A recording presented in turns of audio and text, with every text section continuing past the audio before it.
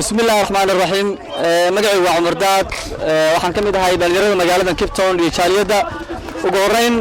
waxaan rabaa inaan halkan uga mahad celiyo ururka haweenka Soomaaliyeed oo ay hogaaminayso Maama Butulo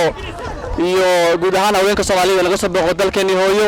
sidoo kale waxaan aad iyo aad rabaa inaan halkan ka bogaadiyo gabdhaha Soomaaliyeed ciyaarta quruxda badan halkan maanta ku soo bandhigay inkastoo ciyaartu hadda ay tahay qaybtii koowaad oo ay ku dhamaatay hal iyo eber waxaan jeclahay inaan gabdhaha Soomaaliyeed sharafta leh qiimaha leh raba inay qarankooda guusha u soo dhiciyaan aan bogaadiyo oo aan iraado ku maasantiin waana guuleysanaysan hadii Ilaahay iraado runtii markaan idin daawanayna wax badan waad dhaantaan dhalinyartii Soomaaliyeed ee Sambaabi lagu soo garaacay rajo fiican waad ka leedin qaranka hadii Ilaahay iraado wayna maadsiin ururka haweenka Soomaaliyeed waxaan ku soo gabagabeynayaa hadii Ilaahay iraado كحيرو ما نسان ugu talagalay inaan calanka ku amaano gabdhaha qarankan ku dhiirigeliyo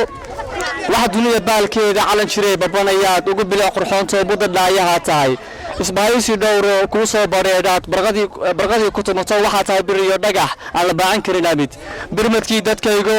bilano cawaalow wadnahayga bidixay albawlu ka beermow bal waxaan ku galayaa inaan baylaha qaatoon awada basaasood adiguna bilaato sidii bari samaadkii boqoraato waliga